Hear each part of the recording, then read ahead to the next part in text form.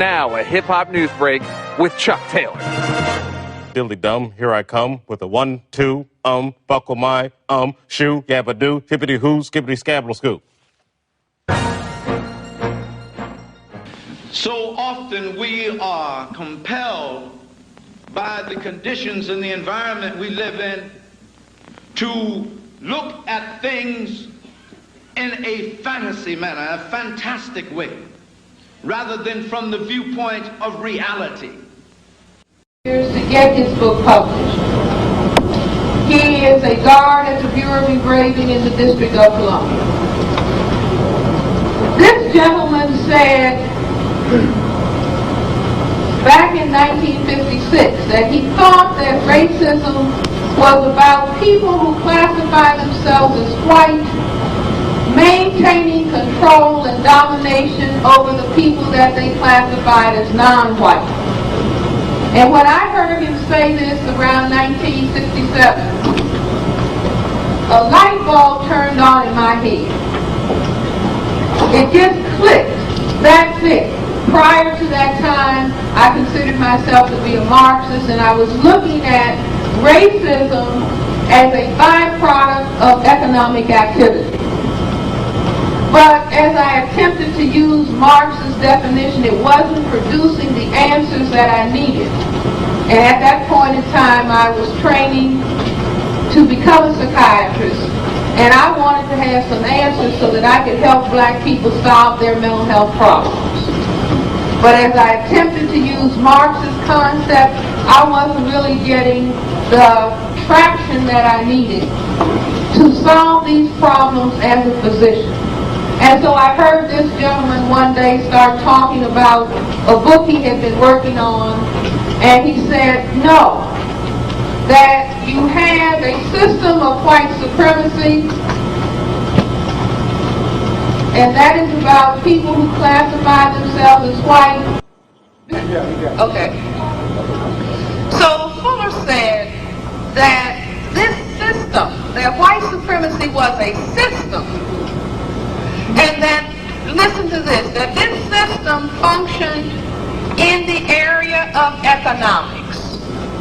This system functioned in the area of education. This system functioned in the area of entertainment, labor, law, politics, religion, sex, and war. Are you all with me? Yeah. Do you see the difference? Marx was saying that this was causing this. And Fuller said, no, we have a global system of white supremacy that carries out activity in economics, education, entertainment, labor law, politics, meaning all the areas of people activity. So then Frances Welsing comes along and she said, why? Why indeed would these people set up such a system? And the question why is a very important question in psychiatric medicine. The question why is a very important question for the brain-computer period, and that's why anybody who knows a little 2-year-old or 18-month-old, or, probably 2, and they keep saying, why? Why, Mommy? Why? Because this is the question that turns the brain-computer on. It is a question about cause and effect. You see? What is happening so that the brain can say, oh, okay, I've got it now. Now I can understand, and I can move from there to understand many other things. So I said, why would these people do this? And then my education, starting at Douglas Elementary School, Wyndham Phillips High School, Antioch College, Howard Medical School, okay, classmates or whatever, that all of this came together once I raised this question, because this question just said, brain computer, go to work on this problem.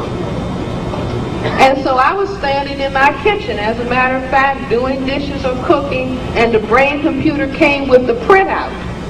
And the printout was this, that here we are on this planet Earth. 1/10 of the people have white skin. 9/10 of the people are black, brown, red, and yellow. One of the things that the 1/10 would say is that the 9/10, particularly the black people, were genetically inferior. How many people have heard that? Everybody. So I also understood in training as a psychiatrist, when somebody is pointing, something's wrong with you. Something is wrong with you. Something is wrong with you. Something is wrong with you, that the behavioral scientist knows that the finger that is pointing at somebody else has 3 fingers that are pointing at them. And so I also thought about that and I said, oh wow.